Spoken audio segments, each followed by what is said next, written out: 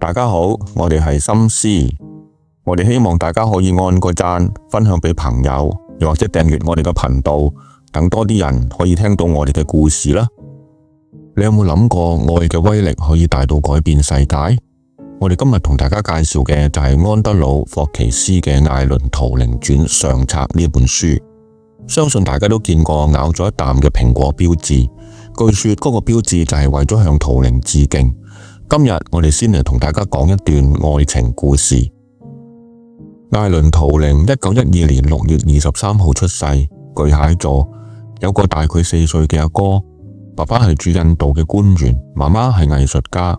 佢父母話怕佢哋受唔住印度嘅天氣，將佢哋兩兄弟寄養咗喺一個退休陸軍上校嘅屋企，所以圖靈嘅童年缺乏愛，但係呢個孤獨亦培養咗佢獨立思考，為日後發明鋪路。父母將佢兩兄弟送入精英寄宿學校謝柏恩學校，為日後入大學鋪路。圖靈細細個嘅時候就非常聰明，自己學識好多嘢。佢性格內向，特立獨行，唔係好理人哋。雖然佢喺學校嘅數學同化學成績非常之好，但係佢就完全適應唔到學校全人發展嘅要求。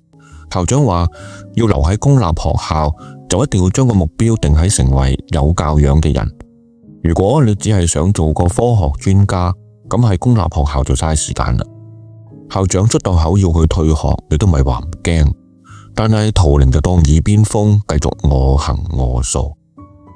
一切係1927年改變。當年佢遇到莫康克里斯多福，當時莫康留住一頭金色頭髮，身形纖瘦，大圖靈1歲。莫康最吸引圖靈嘅就係佢靚仔。當時圖靈15歲，唔通睇腳咩？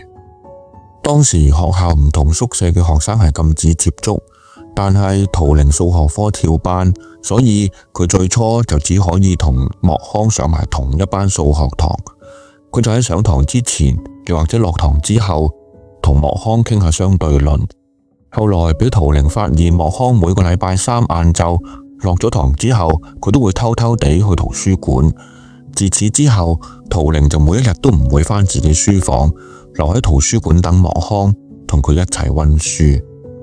1929年，圖靈終於升班，佢正式同莫康同班。佢就老實不客氣咁，每一堂都坐喺莫康隔籬，一齊做實驗，估下1分鐘有幾耐。呢一個遊戲你哋都可以玩，每一個人嘅1分鐘都唔同，幾有趣噶，不妨試下。原本我行我素嘅圖靈，為莫康改變，練習溝通，老師都讚佢有進步。除咗朝早見面讀書溫習之外，圖靈仲開始同莫康有書信嘅來往。一開始佢哋就係交流下做化學實驗嘅心得，然後就係其他實驗，最後就係天文學。圖靈都算大膽啊，佢會主動喺信度約莫康過去佢宿舍。到後來佢就直接寫，有時候我會特別強烈感覺到你嘅存在，我會想象有一晚你會喺實驗室外面等我，然後用你嘅大手捉住我，帶我去睇星星，甜到爆啦！隨住圖靈喺學校嘅表現好轉，佢開始有資格考慮爭取獎學金去讀大學。俾佢最大嘅動力就係莫康，因為莫康好想去劍橋3一學院讀書，到時佢就可以成日同莫康一齊，唔使理啲咩宿舍規限。考完個獎學金試之後，莫康嘅同房維克多、莫康同圖靈就一齊去咗劍橋，順道就去探莫康嘅媽媽。佢哋喺劍橋過咗1個星期少爺仔嘅生活，每一個人都有自己嘅房間，又冇夠鐘就熄燈嘅限制，仲可以玩到幾點都得。後來圖靈就話呢1個星期係佢人生裏面最開心嘅1個星期。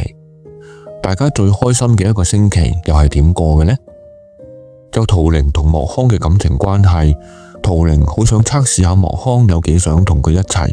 有次圖靈、莫康同幾個朋友睇完戲之後，佢就特登拋低莫康，自己同其他朋友喺後面傾偈。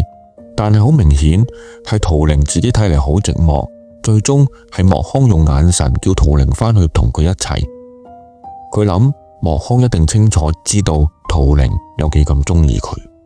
獎學金考試結果喺《泰晤士報》公佈，莫康攞到3一學院嘅獎學金，而圖靈就失敗咗。莫康寫咗封信安慰圖靈，圖靈回覆嘅時候，佢再一次測試莫康嘅愛。佢問莫康：若果我下一年唔考3一學院好唔好呢？莫康回覆話：我想你考，因為可以成日都見到你。哇，甜晒啦！圖靈就梗係即刻回信啦。